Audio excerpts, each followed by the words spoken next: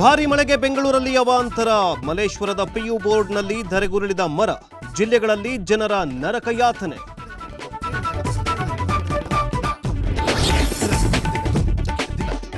ಪಂಜಾಬ್ನ ವಾಯುನೆಲೆಯಲ್ಲಿ ನಿಂತು ಪಾಕ್ಗೆ ಮತ್ತೆ ಎಚ್ಚರಿಕೆ. ಉಗ್ರರು ಎಲ್ಲೇ ಅಡಗಿ ಕೂತಿದ್ರೂ ಬಿಡಲ್ಲ, ನುಗ್ಗಿ ಹೊಡಿತೀವಿ ಎಂದ ಪ್ರಧಾನಿ.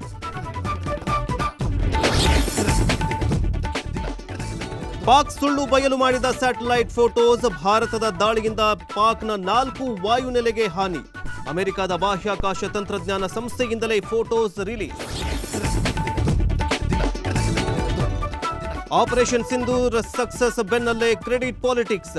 ಮೋದಿ ಮೌನ ಪ್ರಶ್ನಿಸಿ ಇಂದಿರಾ ಗಾಂಧಿ ನೆನಪಿಸಿದ ಕಾಂಗ್ರೆಸ್. ಅತ್ತ ಬಿಜೆಪಿಯಿಂದ ದೇಶಾದ್ಯಂತ ತಿರಂಗಾ ಯಾತ್ರೆ.